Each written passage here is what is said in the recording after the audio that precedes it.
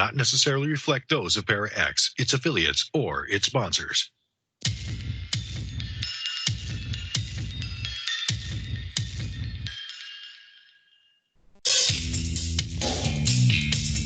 Supernatural, metaphysical, paranormal. You know, all those things you've been wondering about? Are you ready to go deeper into the realms of the unknown? I hope you've got your walking shoes on, because life is an adventure, and this is the journey. Come on, let's go.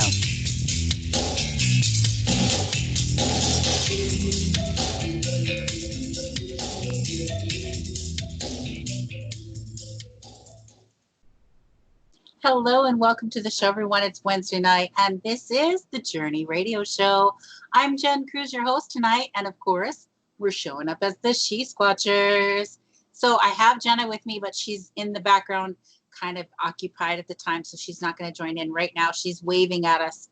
I can see her. She is actually there. She's actually trying to connect our guest.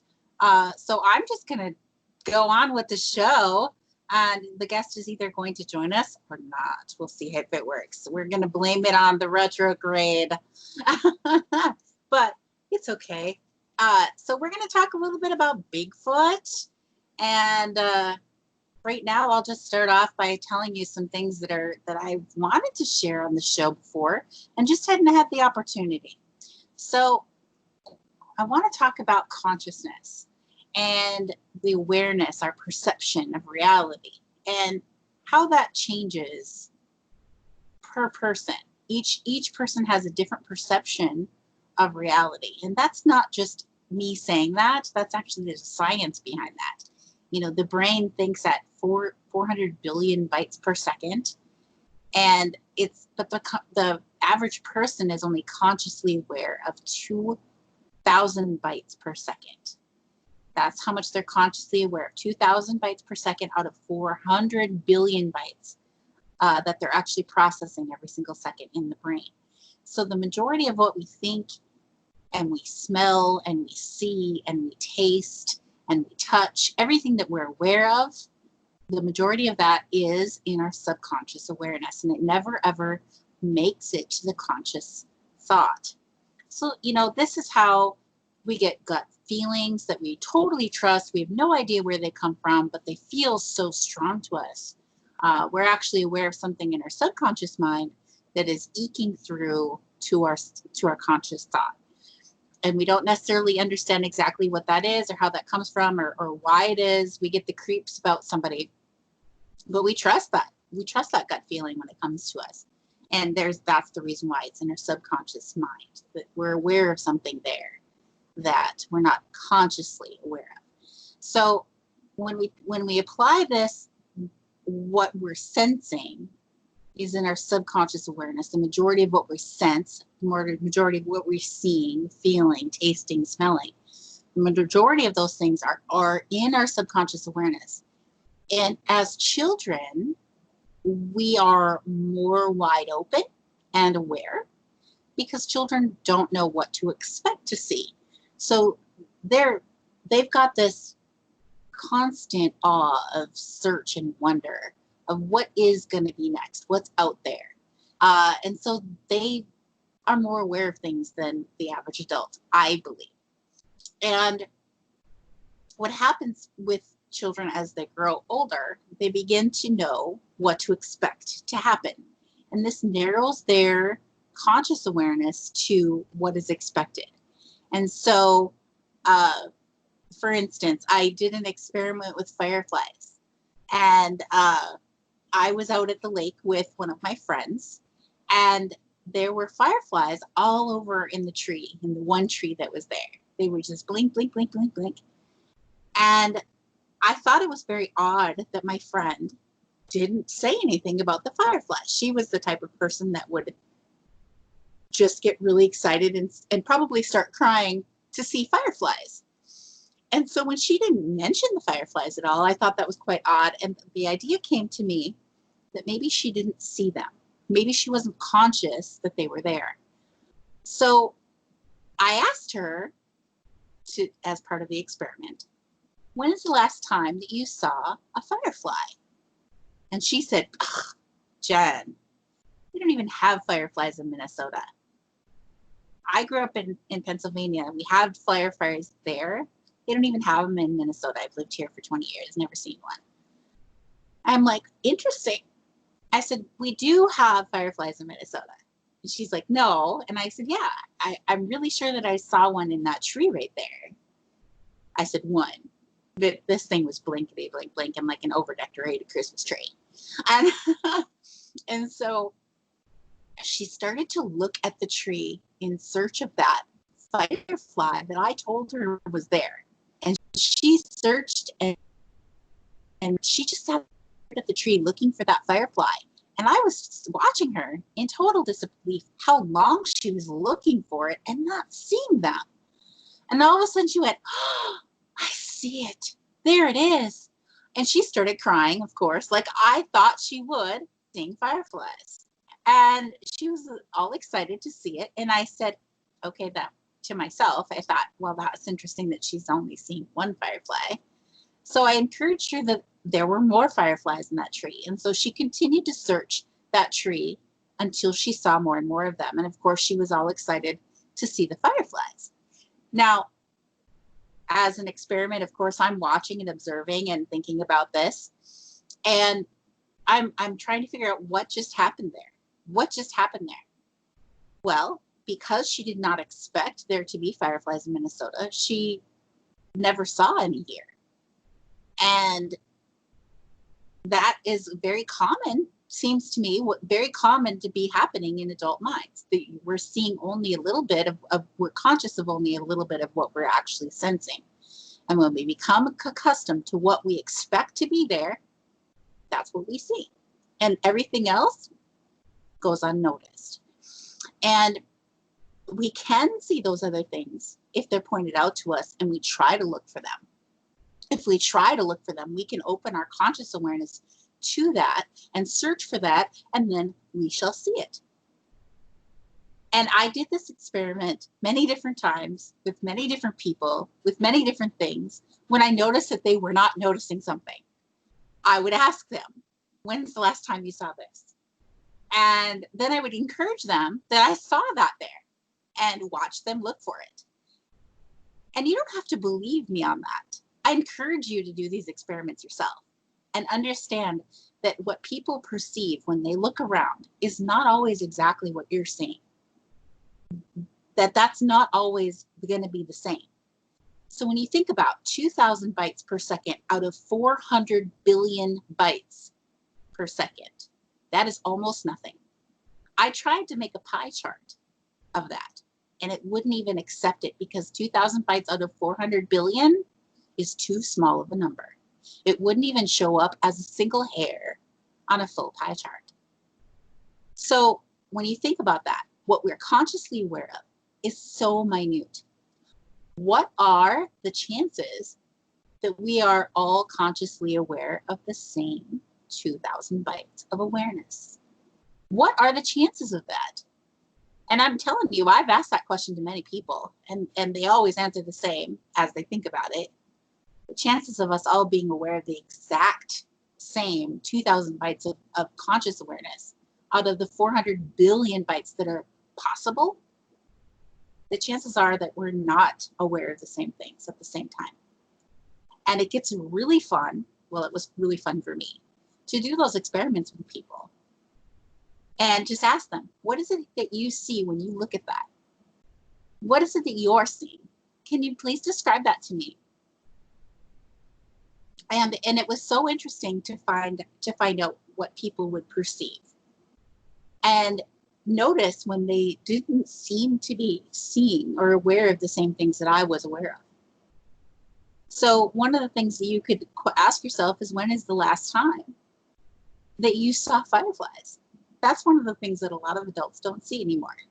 When is the last time that you saw fireflies? And if you haven't, look for them. Look for them. Ask the kids if they're there. Kids usually notice that stuff.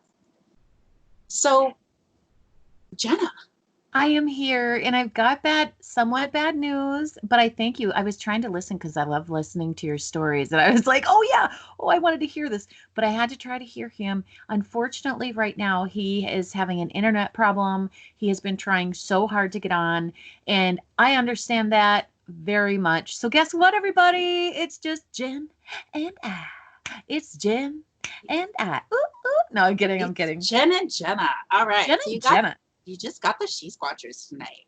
How Yes, I awesome. almost How got. lucky are we? Okay. Right? So Jenna, you were Yes. listening I in. was trying to. Yes. When's the last time you saw fireflies? You know, time is really hard for me to gauge, but it wasn't. It was within the last year. And I remember seeing them thinking, oh, I haven't seen some fireflies for so long. I heard you mention fireflies, but I heard, and kids seeing fireflies. What? I'm sorry, I didn't hear the rest. Okay, so I was talking about how we are not always going to be aware of the same 2,000 bytes of conscious awareness as everybody else. So some people are seeing fireflies that are there, and some people are not seeing them even though they're there. Oh. So they're not Yes. consciously, everybody's seeing them, they're just not consciously aware that they're seeing them. Isn't that interesting? Yes. So, Huh. you know, I encourage people to think about things that they maybe haven't seen since childhood or for a very long time. Oh my And goodness. or notice when other people around them are not noticing something that you think that they should be saying something about. So you want them to say, over pretty, look at those 27,000 fireflies over there. And if people look and go, oh my gosh, they're crazy, then they can just like be like, okay, they're not awake. They're not seeing this. They're not conscious of these fireflies. Well, it would be my luck. I more go at it asking them when's the last time they saw a firefly. Oh, okay. Yeah. See, you're I know so you gracious with your words. well, and give them the opportunity to tell me that they don't see them at all. And then Oh. encourage them that there might be one right over there, even though there's a ton, which is, I know you weren't listening to the story because I just told that story, but you can listen to it later. Or you could just tell me, we'll just hang out. Yeah, that's good. So, so I was talking about this 2,000 bytes of conscious awareness versus the 400 billion bytes of information that we are processing every single second. Now, that's not a potential. That's what the human brain is actually doing. So we are seeing things that we're not consciously aware that we're seeing. For sure. We are hearing things that we're not consciously aware that we're hearing. For sure. Now, that's even a scientific fact, because when we do analysis of sound bites, there are sounds that are outside of the human ability to hear. However, we do hear them. We do hear them, whether or not we can process them and be aware of them consciously is a completely different matter. So that's a scientific fact, but the sounds are there to hear. Okay. So we're seeing things, we're hearing things, we're feeling things that we're not consciously aware of. And the majority of what we're hearing and seeing and feeling and that are actually there, that we're completely unaware of it in the conscious mind. That would be so incredible to just be able to turn it on all the way full blast. But I suppose it would freak you out, right? I mean, you'd be like seeing like colors and sparks. And do you think we'd ever see the universe if we ever kind of just closed our eyes and asked? I think it might be too much to be completely fully aware all the time. I think that or even for a little bit, I think that would be too much to process in our current capability. But we can, but we can become aware of something, like looking through the binoculars. We see this little section of space that's blown up for us right in front of our eyes, and we see that very well. We don't see anything outside of that scope when we're looking into the binoculars. That's just what we're seeing. But we can see something different if we just turn our head a little bit, and put something else on the other end of the binoculars, and we can look for something else, see something else, become consciously aware of something else if we try. Mm-hmm. And so in the story that I told before you were able to listen was how how I encouraged my friend to look in the tree for fireflies, even though she told me there are no such thing in Minnesota. She's never seen them here. What? And yeah. Are you kidding? Yeah. She was That's completely funny. unaware of them. Excuse me. And she's the type of person that I expected to see them and go, oh my gosh, it's fireflies. Oh. You know, Yeah. And that's how we usually react. I think both of us do. We're like, right? it's fun. Yes. Okay. Sorry. Go on. And she didn't do that. And there was a whole tree full of fireflies blinking right there. Nuts. And she didn't do that. And I thought that was odd. And in that moment in time, I was doing all of these experiments with conscious awareness. And Oh. who am I experimenting on? Every person I talk to and interact with in the entire world at the time is part of my experiment.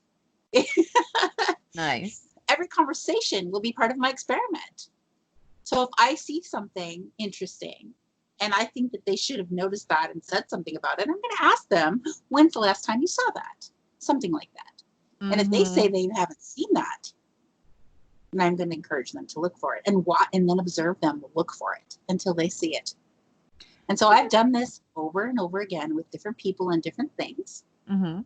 And it is always fascinating. And I'm going to encourage everyone to do this, to do that for themselves and just see that it's correct. And it's just fascinating.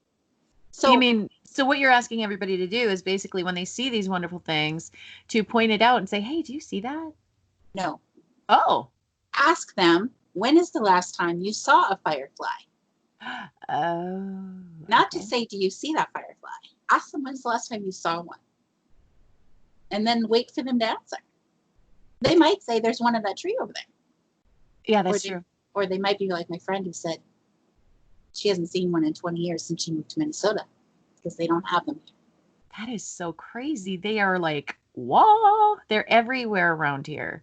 Right. Well, especially during the summer and, So what I had figured out is that children have this wide open awareness because they don't have an expectation of what they're going to experience.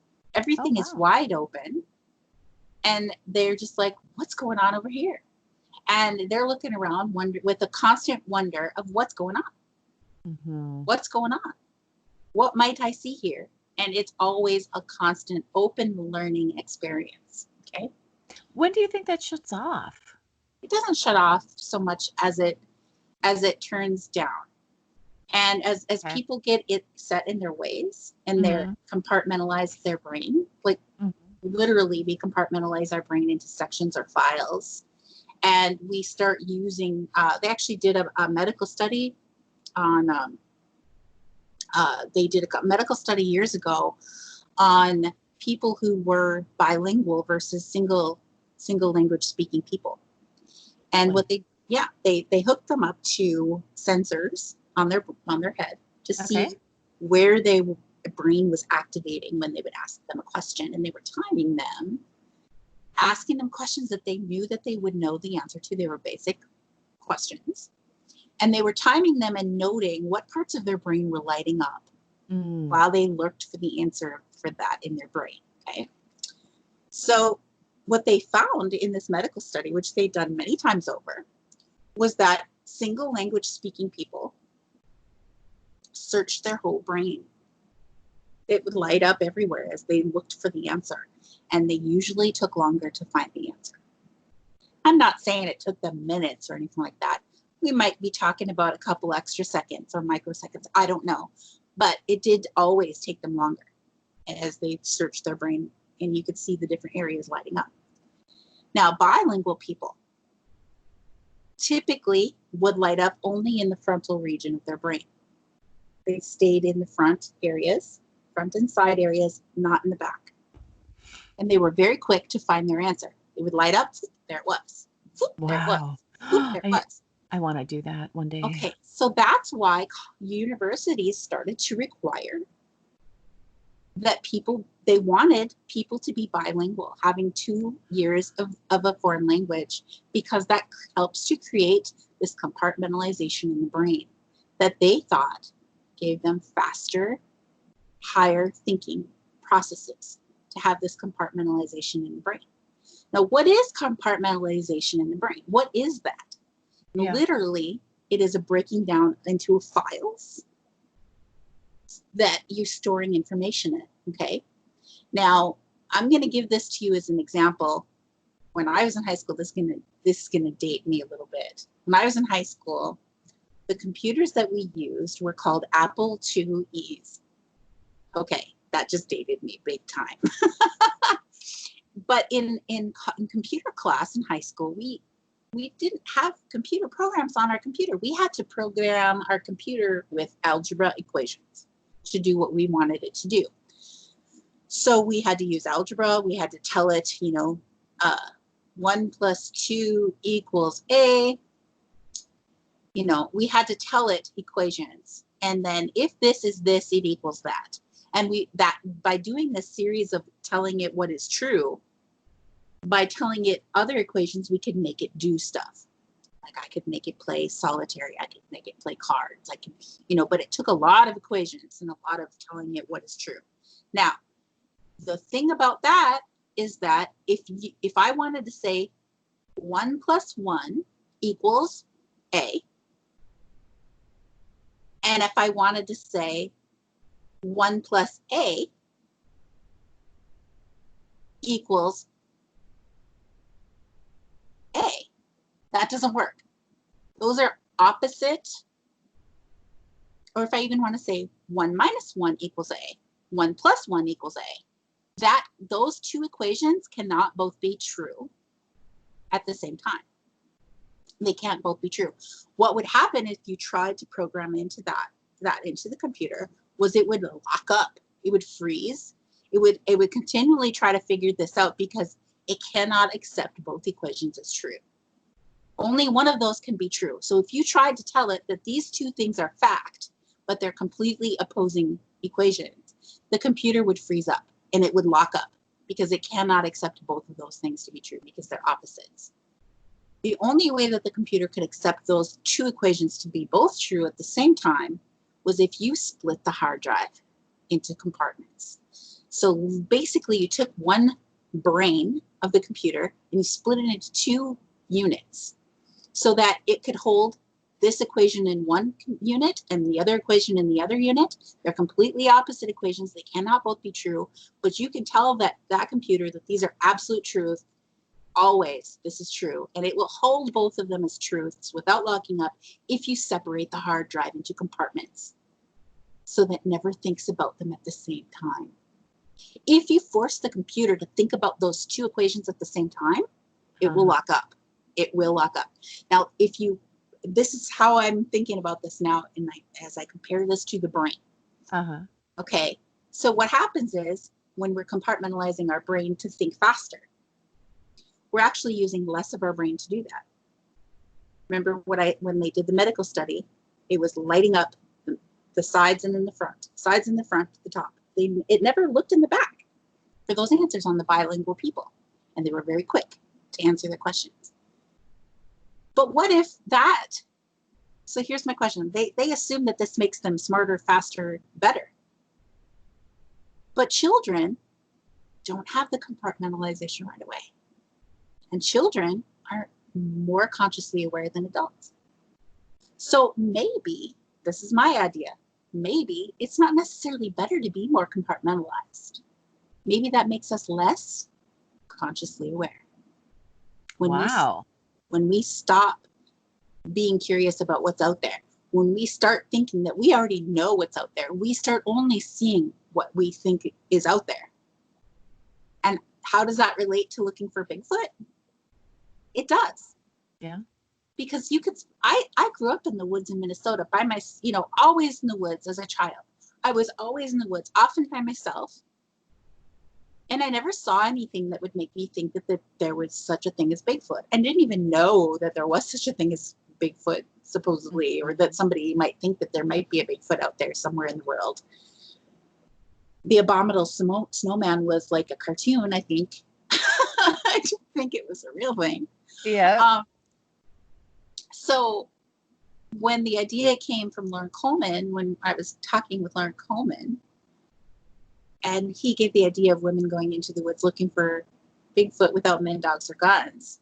I thought, okay, I'll give that a shot. But my logical mind says, I grew up in the woods of Minnesota. I mean, I spent so much time in there. If there was Bigfoot there, you'd think I've seen it. I've never seen anything to make me think that there's Bigfoot in Minnesota. And you would think that I would have, right? Well, having already done all those conscious awareness experiments for those years ago, the idea came to me that, hey, maybe I just wasn't consciously aware that they were there.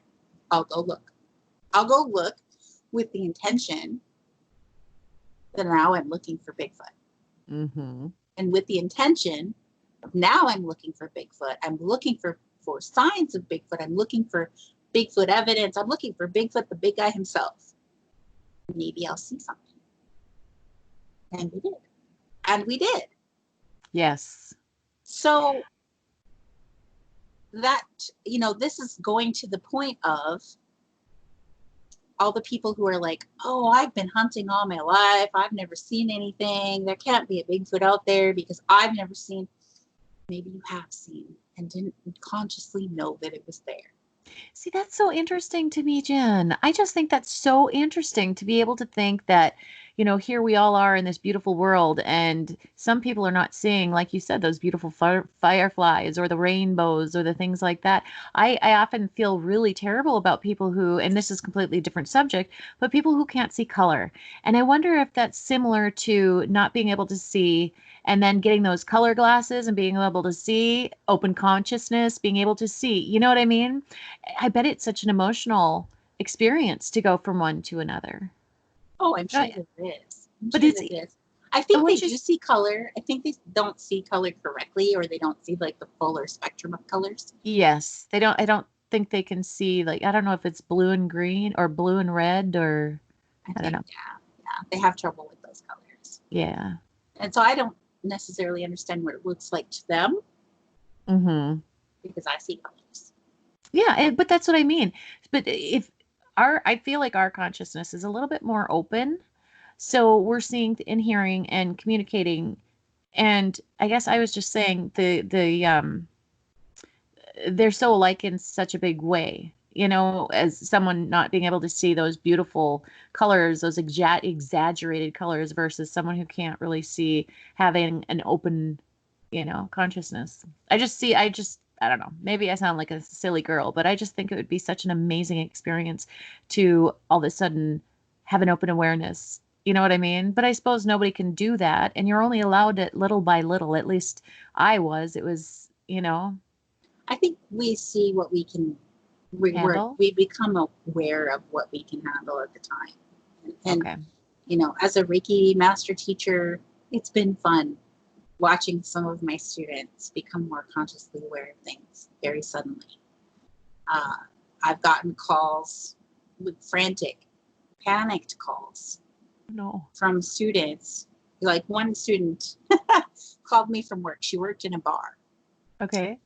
And she called me from work. She's like, Jen, help me.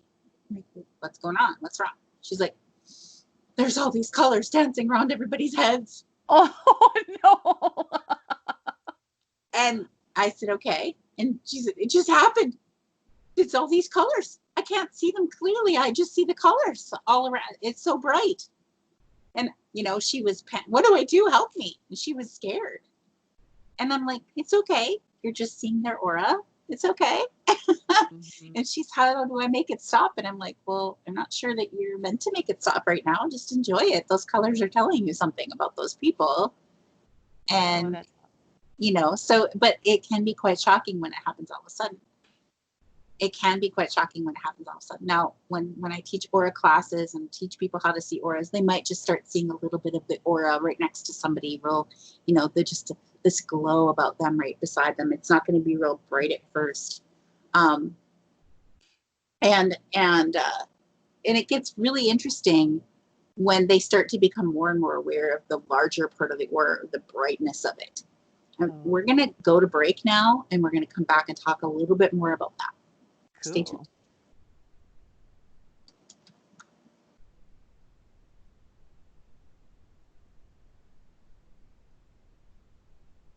Yay.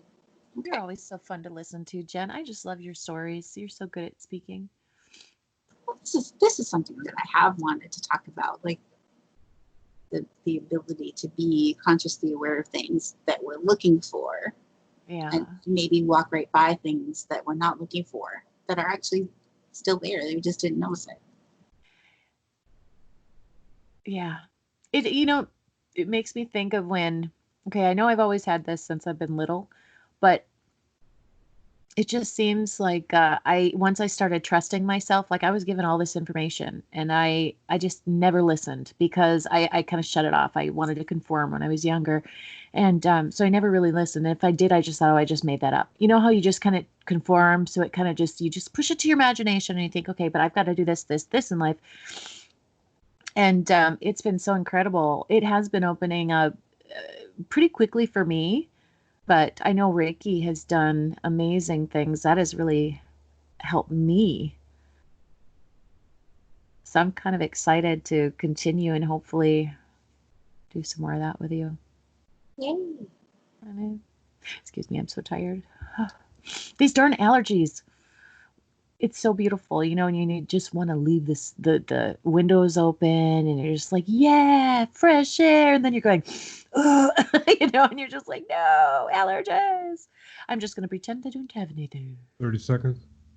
Thanks, Sarge.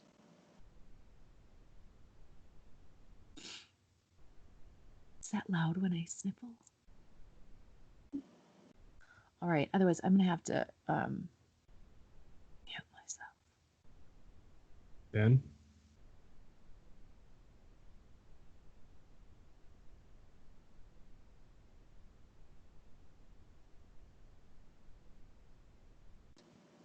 Hello.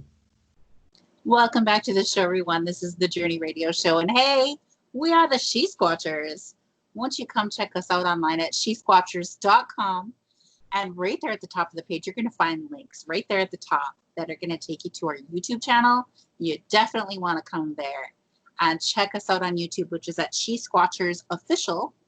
And we have lots of videos uploaded there that you can check out. Things that we found, things that we've discovered, places we've been, interviews that we've done with other Bigfooters or people who've had Bigfoot experiences.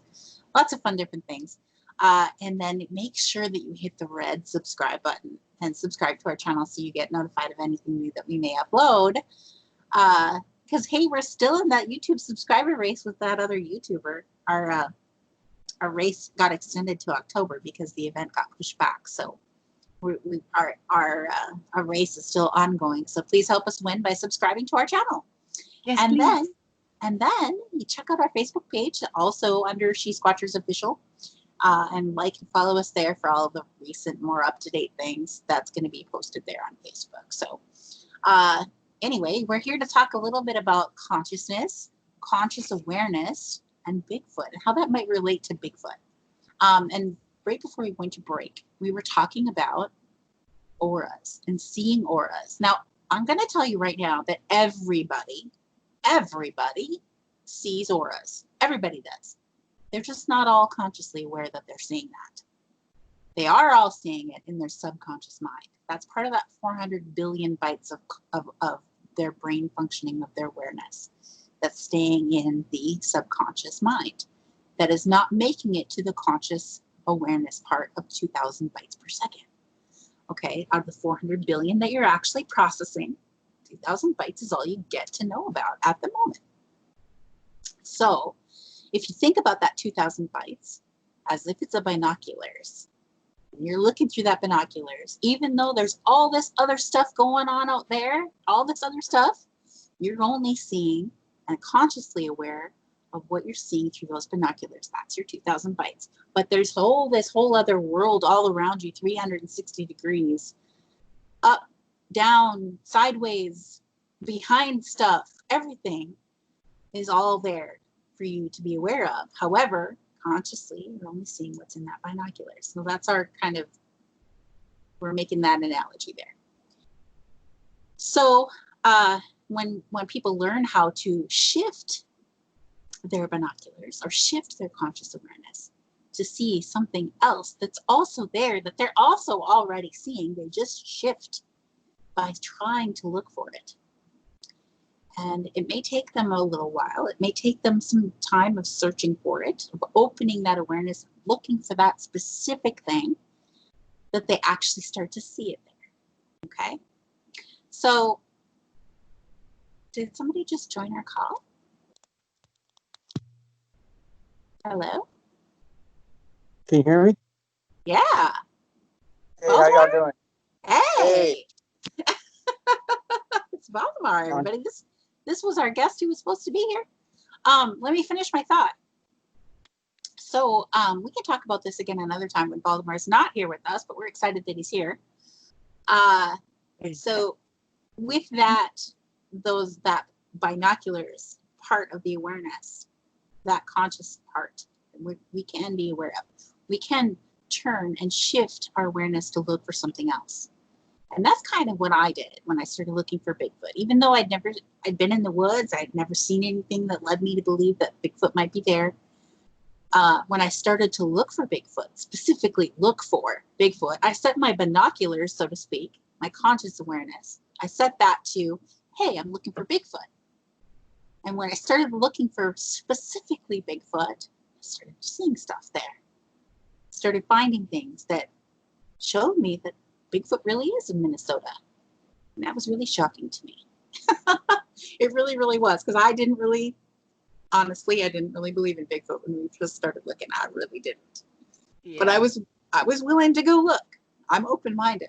And she's not just someone who's she's out there. She's really looking, and she's really saying, okay, I want to see this. If it's real, let me see if I can, and like, I just think it's so amazing. I'm sorry, but every time I think about you doing remote viewing, it blows my mind. Even though you've been teaching us, it blows my mind how well your mind works with all of that. But enough of my voice. Let's talk to Mr. Galvan, I should say. We've got Baldemar Galvan Jr. with us tonight. Hey, Baldemar. Hey, how y'all doing? Sorry for the technical difficulties, and I finally got it. Oh, well, I'm just glad you're here. Yeah, we're glad you're here. So I know we've had you on the show before, but I'm going to give the listeners a quick rundown that Baldemar is in Beeville, Texas? Beeville. Yes, ma'am. Yes. And that's in Texas. And you are a Bigfoot researcher for a long time. You're Native American, and you've shared with us before on the show. So anybody wants to learn more about the past stuff, they can go back and listen to those. But you have some new information, some new things going on down there that we want to hear about. That. What's going on? Well, thing is, when you do research for Bigfoot, just don't basically look for Bigfoot. You have to look for something else. Look for butterflies, look for mushrooms, look for birds, look for something that catches the imagination, something that catches your eye. Start taking pictures. And the thing is, again, if you keep on focusing on what you're doing, like wildlife shots and everything, and if there's a Bigfoot in the area, he's going to try to find out what you're doing. And then so once in a while that he will let his guard down. And then you could probably look to your right, probably look to your left, or you could actually hear a break in the woods. And like that, you could actually know where he's at. But you always have to be, you always have to know about your surroundings. You have to know. Me personally, I went up there and found so many species of birds, so many species of plants, so many species of mushrooms. And here on Sunday, there was actually this mammal that we actually saw that we'd never seen before in our lives, and then we're thinking that it's a fisher. A fisher in South Texas is totally unheard of.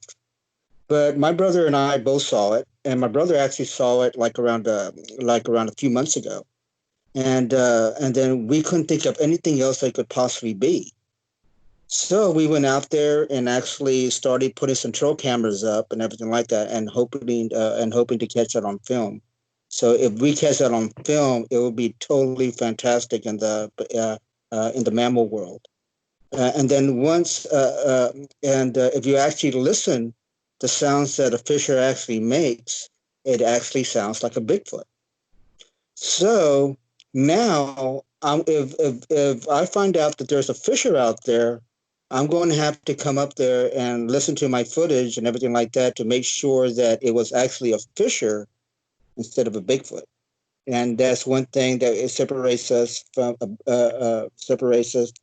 being a good researcher. Definitely. And if I'm sorry, go ahead. So when you're talking about audio clips of what you believe to be Bigfoot, or even now you suspect it may have been a fisher, have you ever had those audio clips analyzed by someone like, what's his name? David Ellis. He analyzes sound clips, and he has a computer program that can tell what animal made that sound because it analyzes the frequency that it came in at. Right. But again, is dealing about what the friends that you have. I actually have a friend of mine that actually came out in Bigfoot versus Science.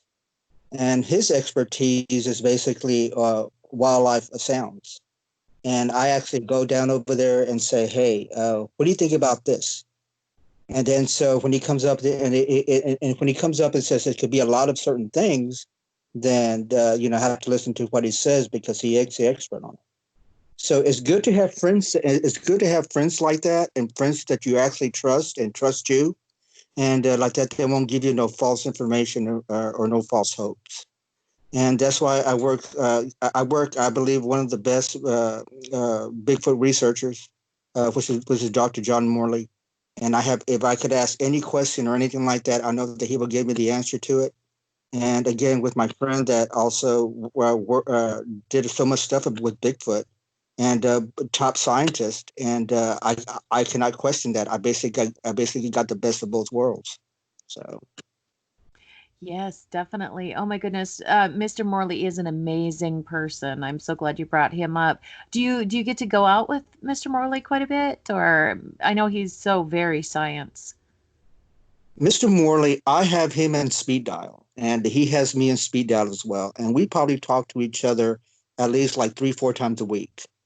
We've actually had more reports in a small little town in Kennedy, Texas, and we're hoping to get newspapers out there and at least write a story about it, because so many people are actually seeing Bigfoot out there, but Bigfoot is over there walking on all fours, and people think that it's actually a bear out there.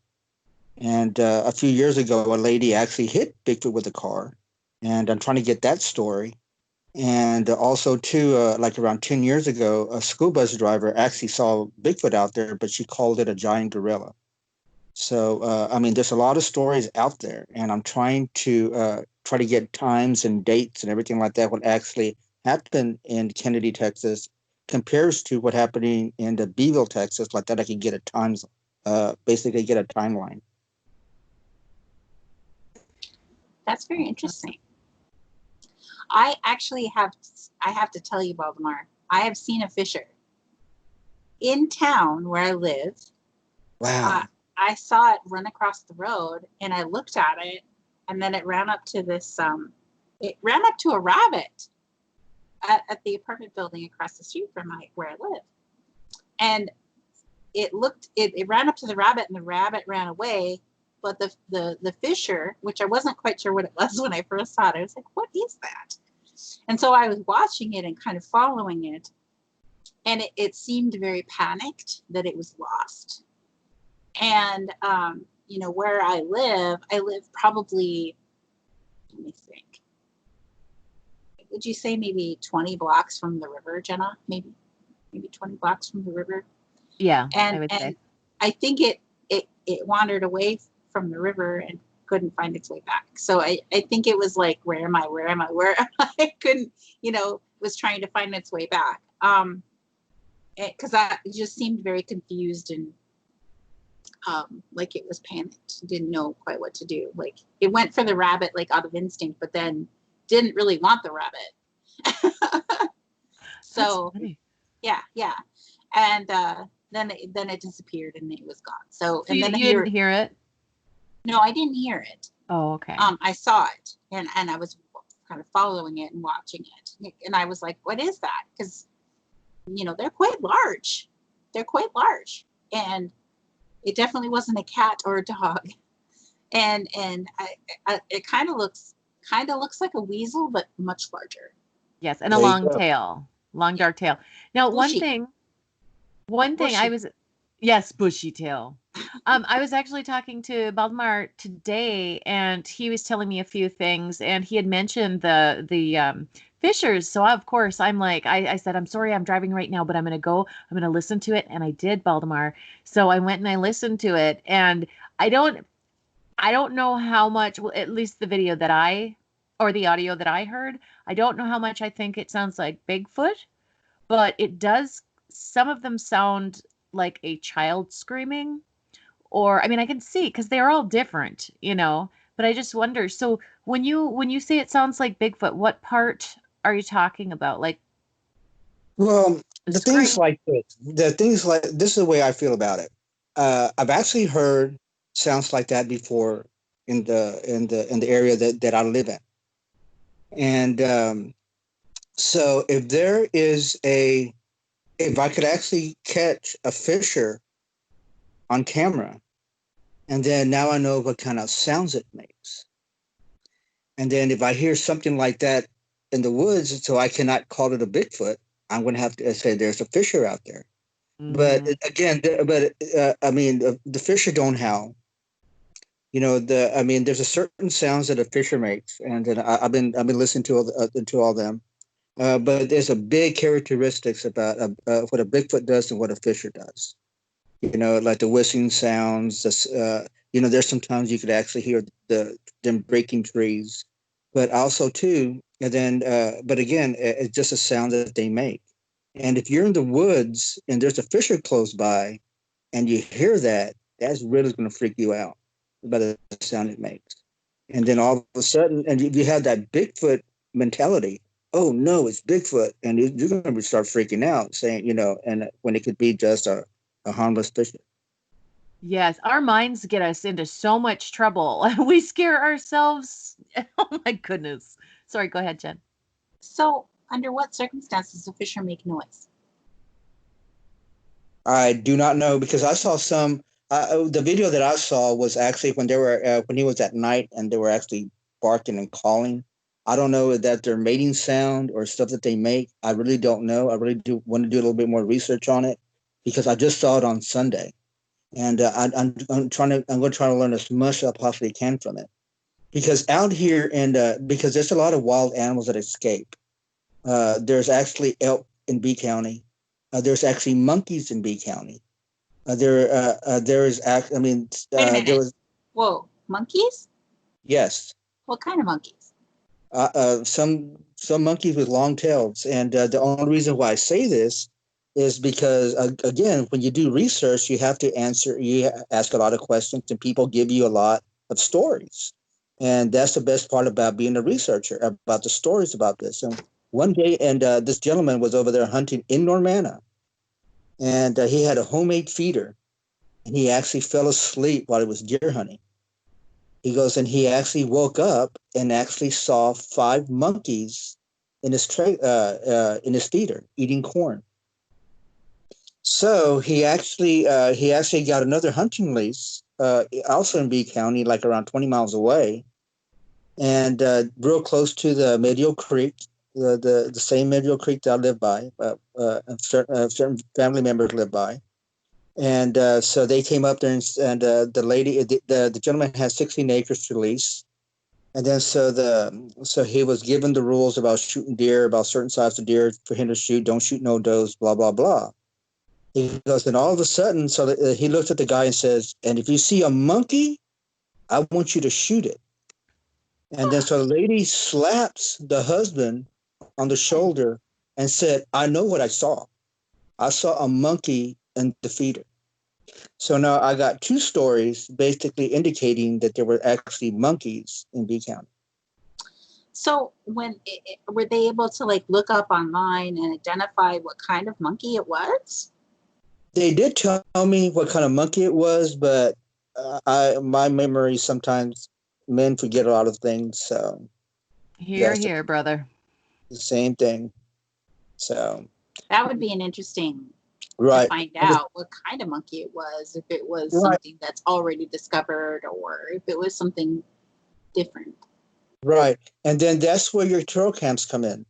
Because what I did yesterday, I actually got a whole bunch of cat food and actually put it around there by my trail cams, and a whole bunch of fish flavored stuff up there, and hopefully it will come in for a snack.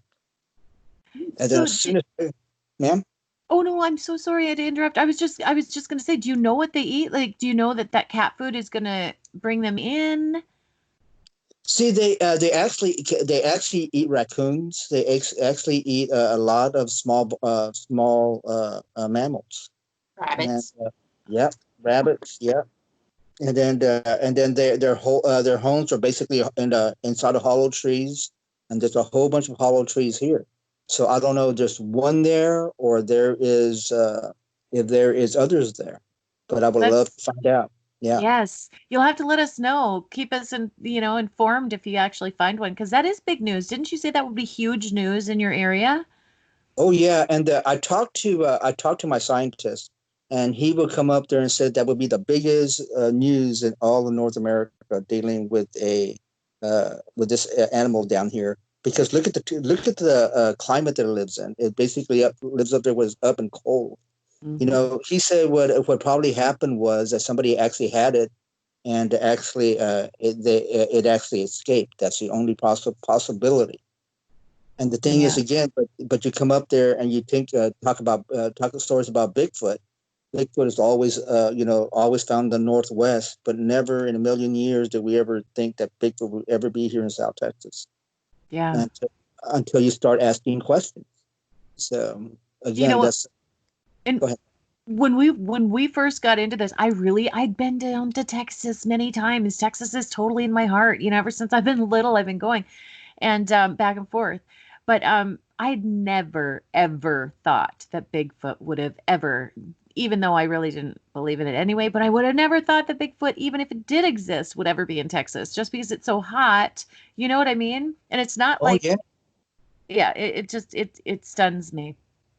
See, the thing that gets me, Jenna, about the whole thing is, Yeah. again, it's when I saw it for the first time, I my mind when I saw it, my mind was just like so much. It's not a deer. It was listening to all these animals in my head, but it's not. And then and it was weird. It's the weirdest thing I ever saw. And then so when he took off, the smell. I mean, close by there was a lair where they actually ate deer. I mean, everything. And then so who do you ask? And then people don't think that you're crazy. And then Yeah. I called East Texas. I called all these other places. I said, you know what? Best thing to do is call the old timers, the people who have been living here since they were like 10, 11 years old, and they're in their 80s now. And then all of a sudden, here come these stories, and the rest is history. So, Wow. yeah. That's great. Well, definitely. I mean, I'm just excited to get back down there now. Because next time, next year, I'm coming back down, and I'm going to come back down, and we're going to go looking again. Get your family out, and Yeah. maybe And you know Mr. what? Morley. And they're still waiting for you down over here. I couldn't even go to Chili's over there. And when is Jenna coming down and all this other Oh, stuff? Yeah, are you you made a big serious? impact down here. You did. Oh, that's so Impact. sweet. Chili's? Did we go to Chili's? No, there's no there's some guys that always talk about Bigfoot in there. We have a little bar area where we talk about Bigfoot, and the very first Oh, thing is about it. When's Jenna coming back down? So oh, that's so sweet. Greet them all for me, will you? I will. You know some incredibly wonderful people, I'll tell you that much. I try. The thing is again is and also too is having the personality to come up there and actually talk to people about it, because you're going to come up there and you're going to find some people that are trying to make a fool out of you. But again, it's a certain way of playing it. They could do whatever they want to, as long as my mind is set perfect, and everything like that. They can believe whatever they want to believe. I know what I saw. I know what a whole bunch of other people saw, and I'm not going to stop until I actually catch it on film. So, Definitely. I'm excited. Yeah, like I said, keep us informed. I know we don't have very long before the end of the show. Is there anything that you wanted to let anybody know? Any secrets or anything that I know you go out and you're going out doing the same thing every day and in hopes that Bigfoot is watching you. Can you kind of explain that, or if there's anything else, secrets maybe that you want to okay, share? I would tell you the biggest secret and Oh, what it is to Bigfoot. And get ready, everybody. You go to an area where you're comfortable at, basically pretty close to the woods, and you go down over there and you do your thing. Go down over there and you howl, you hit sticks together and everything like that. Let's say, for example, that you go there every Tuesday. uh-huh. And then, so the thing is, so Bigfoot is going to come up there and basically, like, he's going to hear this stuff going on, seeing what you're doing, because you're his entertainment. So you're going to come over there every Tuesday and do this, because a gauger actually did this, and that's actually how he actually saw it. So he would actually snap his sticks together and howl like Bigfoot. And so one particular day, he was in a rush, and he opened up a gate, and he didn't do his howling or nothing like that. And next thing he heard was nails to a tree, dragging it straight down. And sure enough, Bigfoot was there, because he was doing the same routine. So the thing, and the other day, I was actually snapping pictures of birds sitting in my chair at 6:30, 7:30 every morning. And Lord and behold, I look towards my left, and I see a mesquite tree, a branch go forward. And sure enough, there's this black thing there. Uh, I'm going, what in the world is that? And I knew what it was. So anyway, and it closed back down. And sure enough, a few minutes later, I start still snapping pictures of the birds and everything like that. I see the thing opened up, but I went over there and I snapped a picture where the black stuff was. You can see the black thing on there, but there was no features, no nothing, and the thing just closed back up there. Going, all right. So now, what he's doing now, he's watching me snapping pictures of birds at a certain time. But I know he's going to be taking off, and but when he'll come back again, he'll know I'm going to be in the same spot taking pictures of bird just about every day.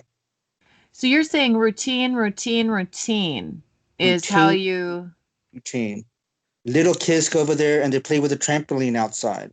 And sure enough, there's some times that they actually find structures real close where kids play at, because it's a routine. And as long as if you don't, the thing is, again, like you said, routine, routine, routine. Mhm. So, Well, that is a good secret, and I think that that routine is a good way of kind of making yourself known, introducing yourself, and proving that you yourself are not a threat, that you're right, just there to enjoy, that you're not no intent to hurt. right. And I got to say something else too.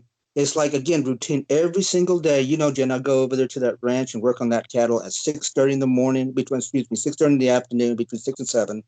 And then that's when I found that's when I went out there and found that branch twisted, and it was freshly done.